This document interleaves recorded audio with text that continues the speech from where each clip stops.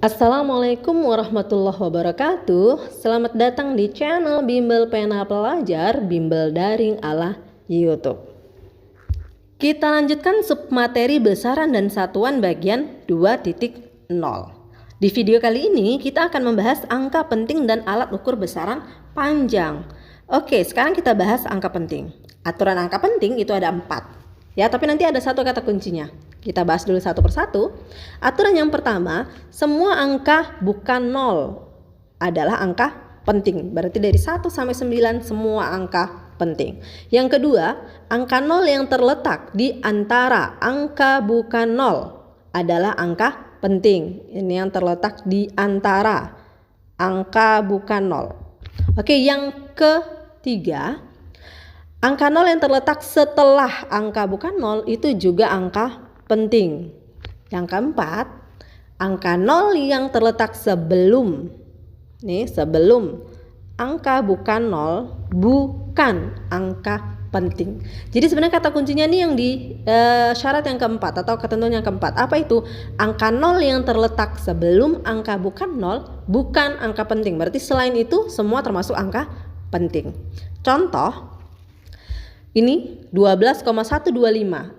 Ini poin yang pertama. Berarti ada berapa angka penting? 1, 2, 3, 4, 5. Berarti ada 5 angka penting. Ini poin yang kedua.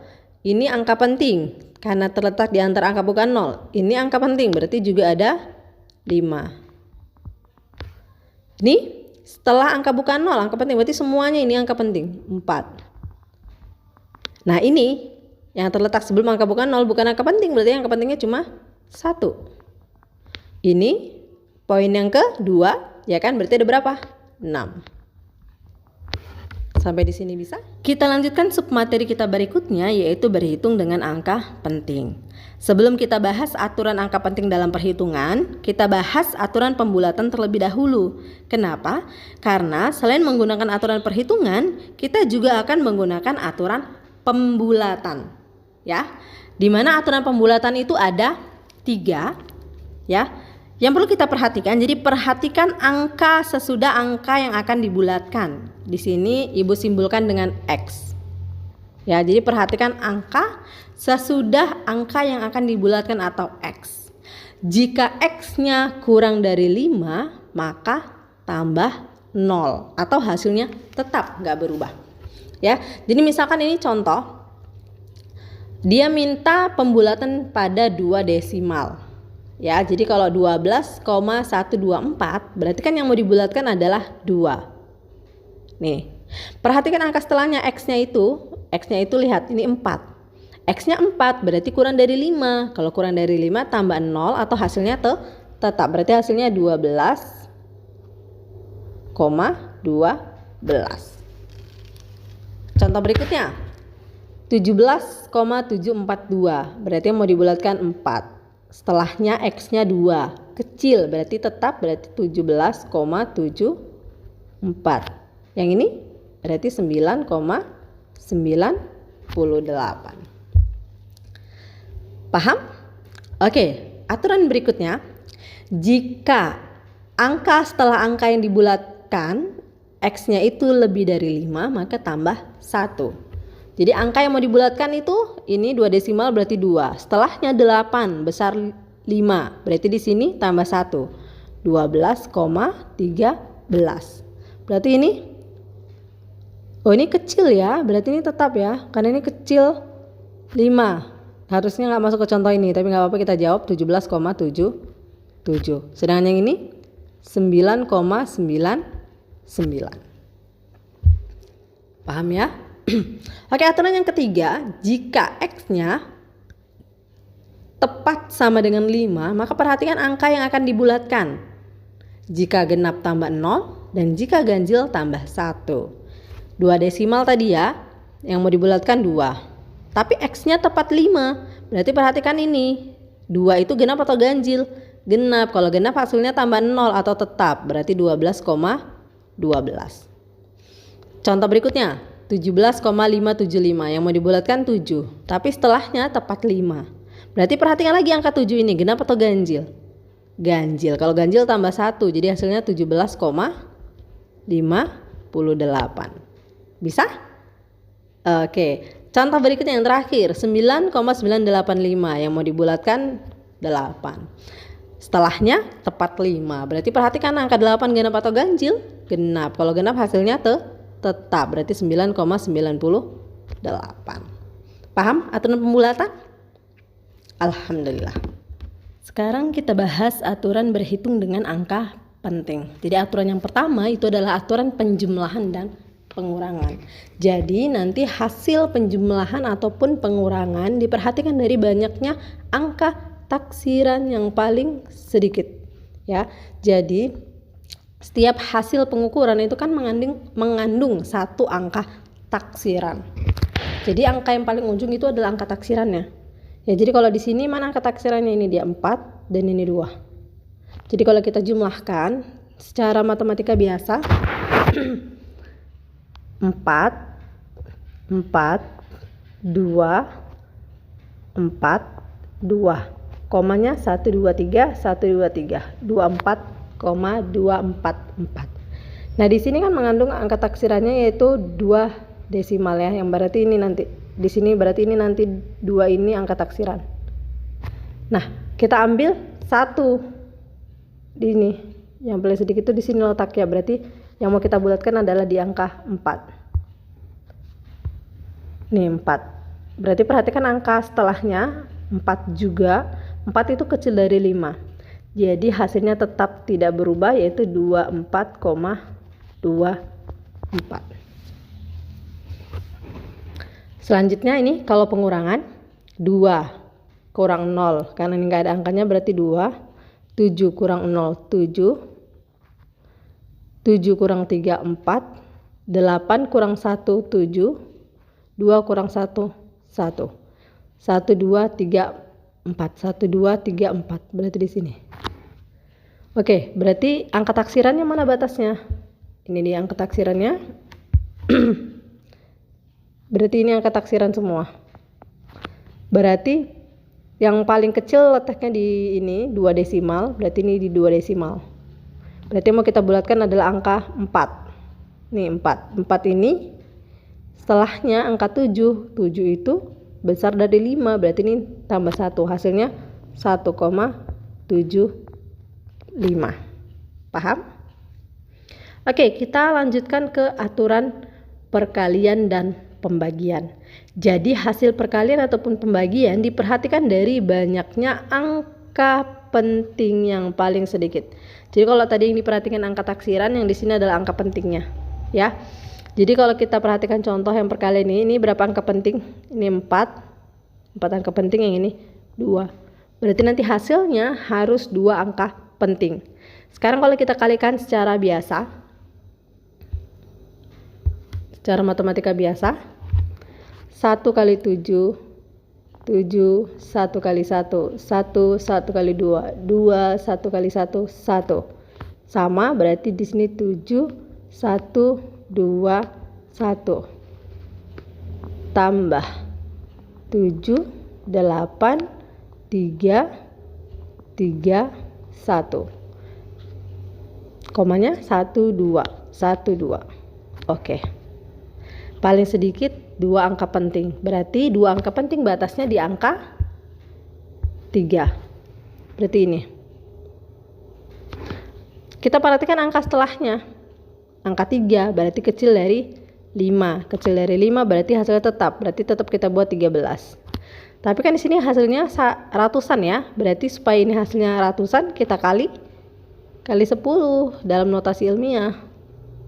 Jadi hasilnya 13 kali 10. Oke, kita lanjutkan yang ini. Kita kalikan seperti biasa, matematika biasa, berarti 4 14 simpan 1 2 3. Oke, yang ini 2 7 1. Berarti di sini dapat 4 6 10 1 2 2, komanya 1 2 3, 1 2 3 berarti di sini. Oke, di sini berapa angka penting? Oke, benar 4. Di sini angka penting 2. 2 angka penting. Berarti hasilnya yang mengandung 2 angka penting. Berarti batasnya yaitu angka 0. Nih, perhatikan angka setelahnya. 6. 6 itu lebih besar dari 5. Berarti tambah 1. Berarti hasilnya adalah 21. Sampai di sini bisa? Ini untuk perkalian. Pembagian juga sama ya. Seperti itu juga. Paham? Oke. Kita lanjutkan contoh untuk pembagian. Jadi biar lebih paham. Ini Ibu ambil contoh 625 dibagi 25. Kalau kita bagikan secara matematika biasa, berarti 62 bagi 25 dapat 2. 2 kali 25 dapat 50. Kurangkan dapat 1, 2, 5. Karena kalau 12 bagi 25 nggak bisa, maka 5-nya turunkan jadi 125. 125 dibagi 25 dapat 5. Berarti 5 kali 25, 1, 2, 5. Kita kurangkan 0. Jadi secara matematika biasa, 625 dibagi 25 adalah 25. Sekarang kita tinjau secara fisika. Ya kan, 625 ini berapa angka penting? Ini 3 angka penting. 25 berapa angka penting? Ya benar, 25 ini 2 angka penting. Berarti ini tadi 3 ya, 3 angka penting. Ibu buatnya di sini gini aja. 3 angka penting. Ini 2 angka penting. Berarti yang paling sedikit kan 2 angka penting. Kita lihat hasilnya. Ini berapa angka penting? Kebetulan pas ya, 2 angka penting. Jadi hasilnya sesuai, itu tetap 25 karena udah sesuai dia 2 angka penting. Ya, sampai di sini bisa? Oke, kalau gitu kita lanjutkan aturan yang terakhir, yaitu untuk aturan kuadrat dan akar. Jadi aturan kuadrat ataupun akar itu diperhatikan dari jumlah angka penting yang diakarkan ataupun yang dikuadratkan, atau banyaknya angka penting yang diakarkan ataupun yang dikuadratkan ya, itu maksudnya. Jadi 144 itu berapa angka penting? 3 angka penting. Secara matematika biasa 144 diakarkan dapat 12. Tapi karena 144 ini 3 angka penting, maka ini juga harus 3 angka penting. Kita tambah angka berapa? Yang hasilnya tetap, nilainya tetap, tapi mengandung 3 angka penting. Berarti kita tambah 0. Kalau kita tambah 0, 120 sama 12 tentu beda. Supaya yang tetap sama, kita kasih koma. Jadi hasilnya 12,0. Paham? Oke, sekarang untuk 13 pangkat 2. Hasilnya adalah 169 secara matematika. Secara fisika berarti aturan angka pentingnya 13 ini kan dia mengandung 2 angka penting ya. Sedangkan 169 itu 3 angka penting. Berarti hasil 169 harus kita buat menjadi 2 angka penting. Kalau gitu batasnya 2 angka penting di angka 6. Setelah angka 6, perhatikan angka setelahnya angka 9, berarti lebih besar dari 5. Kalau gitu ini ya kan ditambah 1 berarti 17. Oke, 169 setelah kita bulatkan 17. Ini hasilnya ratusan, berarti supaya ratusan kita kali 10 secara notasi ilmiah. Jadi 17 kali 10 maknanya 170, mendekati 169. Tapi menurut aturan dia harus 2 angka penting. Sesuai ya. Berarti hasilnya 17 kali 10. Sampai di sini paham? Sekarang kita bahas submateri kita yang terakhir, yaitu tentang alat ukur besaran panjang. Jadi nanti ada 3 yang akan kita bahas. Yang pertama ada mistar, yang kedua jangka sorong, yang terakhir ada mikrometer skrup. Nah, yang pertama mistar, ibu rasa kalian udah nggak asing ya, udah pasti bisa gunakan mistar, udah pasti bisa ngukur pakai mistar, ya kan? Nah, kalau ibu tanya berapa nilai skala terkecil yang bisa diukur oleh mistar? Benar, 0,1 cm. Jadi nanti dia nggak bisa lebih kecil daripada itu. Dia hanya mampu 0,1 cm. Ya, jadi kalau misalkan kita lihat nih benda ini, berapa ini? Angka 2 udah lewat. Garis yang kelima 2,5 juga udah lewat. 2,6 sampai? Belum ya. Walaupun dia terletak di 2,5 sekian kalau menurut kalian biasanya, tapi ini nggak boleh kita baca misalkan 2,55, nggak boleh. Kenapa? Karena dia hanya mampu 0,1 cm.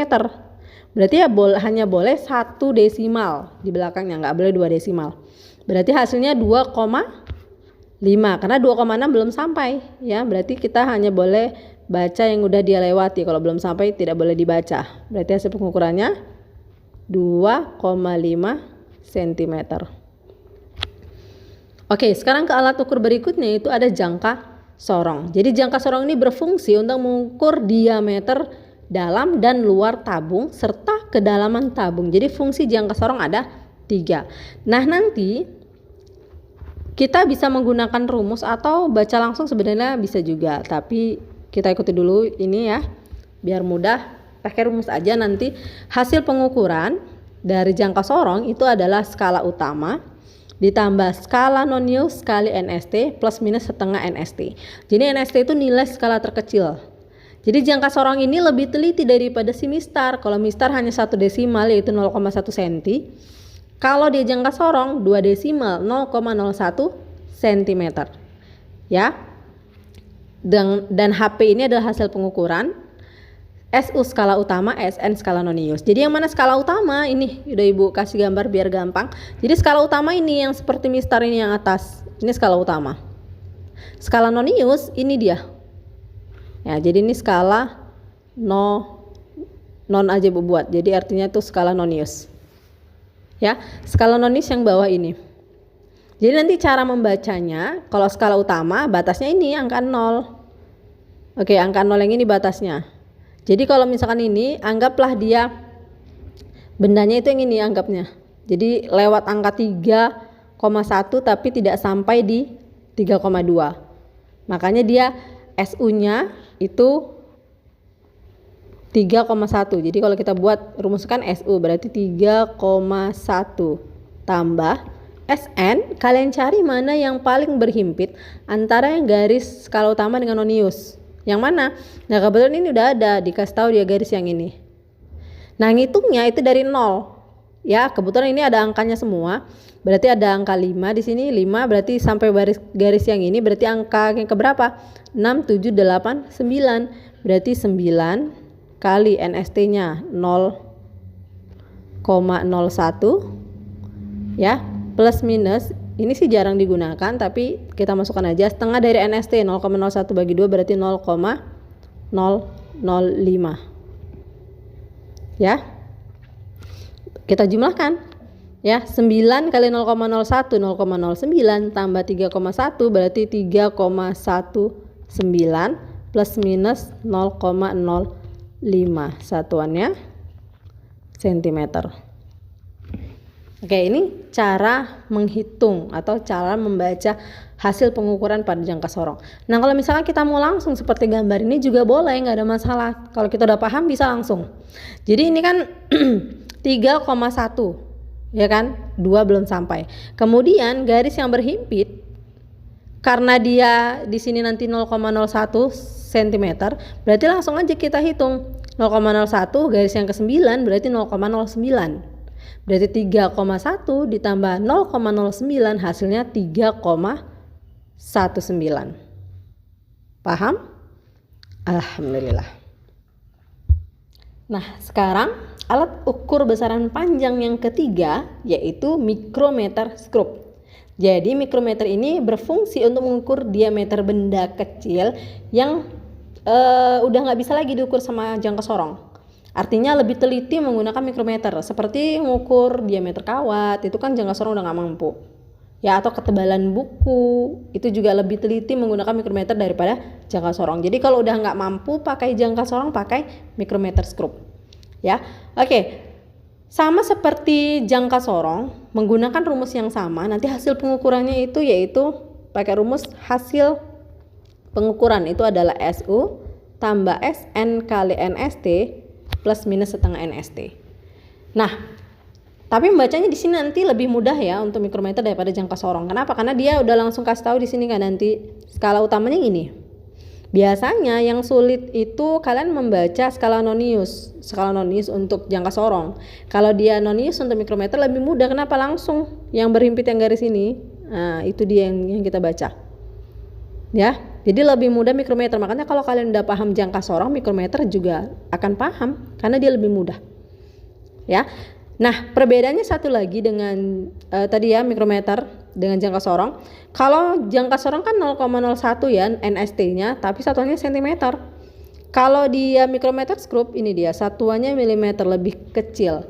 Atau kalau kita buat dalam senti dia 3 desimal. Kalau dia jangka sorong 2 desimal, mikrometer jadi 3 desimal. Jadi 0,01 mm. Makanya mikrometer ini lebih teliti daripada si jangka sorong, ya.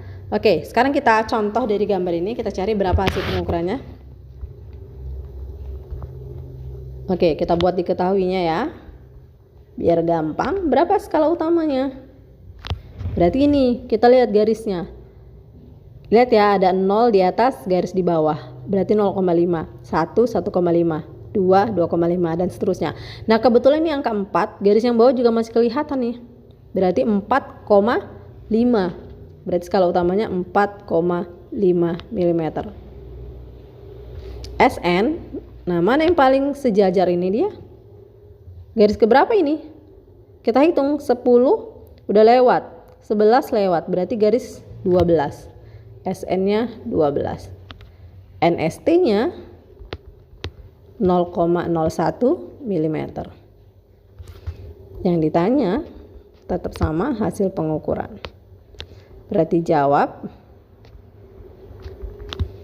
hasil pengukuran rumusnya SU berarti 4,5 tambah SN 12 kali NST 0,01 plus minus setengah dari 0,01 0,005. Oke, sama dengan berarti 4,5 ditambah 12 kali 0,01 0,12 plus minus 0,005. Berarti hasilnya 4,5 ditambah 0,12 berarti 4,62 plus minus 0,005 milimeter. Tuntas sudah pembahasan kita kali ini. Jadi kita udah bahas angka penting dan 3 alat ukur besaran panjang beserta semua contohnya masing-masing. Ya, semoga kalian paham dengan yang udah Ibu jelaskan. Sampai jumpa di video kita selanjutnya. Wassalamualaikum warahmatullahi wabarakatuh.